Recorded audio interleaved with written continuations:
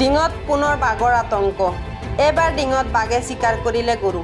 ডিঙত ঢেকীয়াপতীয়া বাঘে আতংকৰ সৃষ্টি কৰা আজি এটা মাহ অতিক্ৰম কৰিলে যদিও বাঘটো আজি পৰ্যন্ত ধৰিবলৈ সক্ষম নহ'ল ৰাজ্যৰ অকমান্য বন বিভাগ। এবাৰ দিনৰ পোহৰতে বাঘে বধ কৰিলে এটা গৰু। ডিঙৰ ঔদ্যোগিক পামৰ ভিতৰত এৰাল দিয়া এটা গৰু মাৰি খালে বাঘটোৱে। ঔদ্যোগিক পামৰ কাষত এজন লোকৰ এটা গৰু মৰাৰ পাছতেই বাঘটোৰ উপস্থিতি ধৰা পৰে ডিঙৰ ঔদ্যোগিক পামৰ ভিতৰত। ইতিমধ্যে বন বিভাগৰ লোক ঘটনাস্থলীত উপস্থিত হৈ নিৰীক্ষণ কৰি আছে বাঘটোৰ উপস্থিতি। আনহাতে বাঘৰ আতংকই এক প্ৰকাৰৰ সন্তাসৰ সৃষ্টি কৰিছে ডিঙৰ স্থানীয় ৰাইজৰ মাজত। News desk ND365। তিনিটা গৰু আমাৰ ইয়াতে আছে। এটা গৰু বাঘে মাৰিলে, বহুত দামী গৰু, আনিবলৈ পোৱা নাই। মানে এতিয়া ফৰেষ্টৰ মানুহ আহিছে, আহি পেলাই আমাক ৰখাই থৈছে, মানে যাবলৈ দিয়া নাই।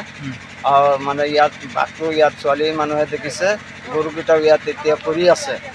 গৰুটো এনেই ধৰা দেখিছিল নেকি বাঘে ধৰা? গৰুটো আমি নিজে ধৰা দেখা নাই, এই অফিচত মানুহকেইটা আছে, ইহঁতে দেখিছে। আৰু এতিয়া গৰু আছে তাত? এতিয়া আমাৰ দুটা গৰু আছে ইয়াত। দুটা গৰু আছে, গৰুকেইটা আনিবলৈ পোৱা নাই।